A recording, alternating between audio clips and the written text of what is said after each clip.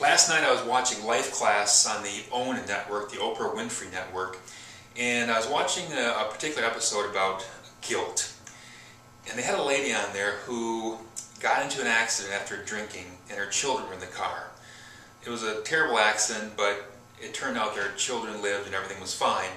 But this woman was burdened by guilt, tremendous guilt. She felt that she deserved punishment, and she felt this tremendous guilt that she allowed herself to put her children in danger. And if you're a mother, mothers know that their kids, that's the most important thing in their life, is their children. And of course, our responsibility as adults to protect our kids is our #1 responsibility, and she felt like she failed with that. And even years, this is 3 years after the accident, kids are fine, she still felt a tremendous amount of guilt in her life that was immobilizing her, meaning it wasn't allowing her to go on with her life, and she was struggling with this tremendous guilt.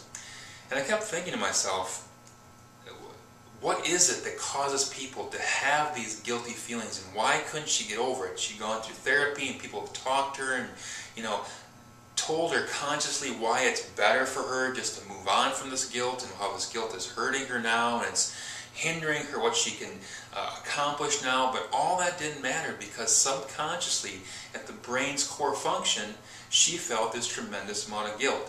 And when she had those feelings, she made the erroneous distinction that when she had these feelings, those were her feelings. That what her brain was thinking, she was thinking. And that's just not true. And I kept thinking, if she only understood the difference between her brain's thinking and her thinking. I want to review something that's going to help you as well. Your brain has 2 main jobs. Its first job is to protect you.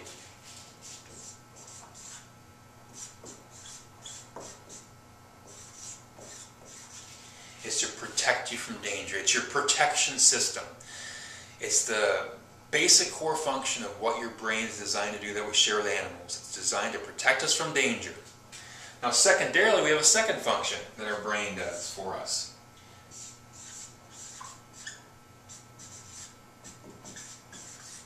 It's learning. It's learning what might cause us danger, what might cause us harm. It's learning. It's the capacity to remember things for the future. Now, of course, we use learning in many aspects, learning how to drive a car, learning how to do all the things that we know how to do. But that function of your brain of its main job is to protect you, and then learn from things to continue to protect you. So, if anyone has a phobia or a fear or guilt, any emotion negatively that we seem to be controlled by, we know that your brain is just doing its job. That woman who had guilt 3 years later, tremendous guilt, wanting self-punishment, she could just say, hey, my brain is doing its job. It's doing its job very well. But now me, as an individual, over here,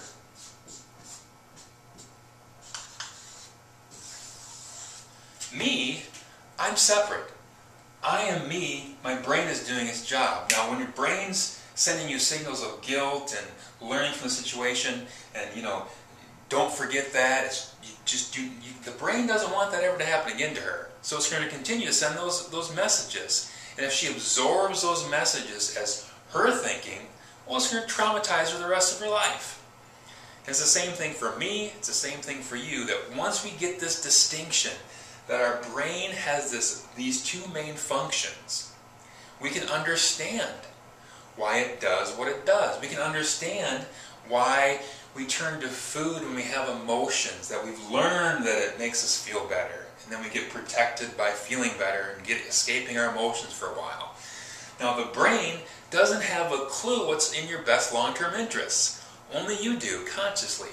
So it's going to tell you that food makes you feel good, and it doesn't care or know whether that's just a short-term thing or a long-term thing. We know it's not a long-term thing, it's a short-term thing, because if we eat to cover up our emotions temporarily, we're going to have more emotions because we gain weight and feel worse about ourselves. So just the simple understanding that your brain has a function, and you can look at that function and go, thank you, brain, for protecting me. It It's over now. I choose to move on with my life. I choose to take that information you're giving me. Thank you for it. I appreciate it. And I'm going to take that in consideration as I make these changes and learn from my mistakes and move on with my life. So just remember, if there's any emotions that are hindering you in your life in any way, the purpose of those emotions is a signal to us that there should be something that we should learn, and we do it and we move on. Now we continue to feel this feeling that we need to keep learning and learning and learning even though we already have. So making that distinction will help you and myself and anyone that's struggling with any type of emotion that's holding you back. This is Dave Erickson, Live by Choice. One more thing I wanted to mention too, in the same program, Oprah had Iyanla, hard to pronounce first name, Van Zandt, very popular psychologist, doctor, strategist, emotional healer, person that was on with Oprah, and she was talking to this gal that was stricken with this guilt, and she kept talking about ego. Your ego is doing this, your ego is doing that. Spirituality is telling you this, but your ego is fighting it this way by blaming you. And I've always kind of been confused at really what my ego is, and perhaps you have been too. While having this up, I want to just talk about that because this right here is your ego. Right here, this is your ego. Your brain protecting you, and your brain remembering things to protect you, is simply what your ego is. It's your brain's functioning just for the simple context of protecting you and giving you what it needs and the pleasure you need. So, when you're selfish, you take the food, and you don't think about others, or any type of behavior that's me-centered, we call it the ego. But really all it is your brain doing exactly what it's designed to do, which was protect you and to learn from that and continue to protect you, to continue to provide for you. So when you do things that are for yourself, we often will say it's ego-based, but really it's just the brain doing its job. So when you have so this woman that was struggling with guilt, her ego is saying you need to punish yourself, you're guilty, you should have never gotten in that car with your kids drunk and took their lives. So the ego keeps sending these messages, she said. And she said, you've got to talk back to your ego.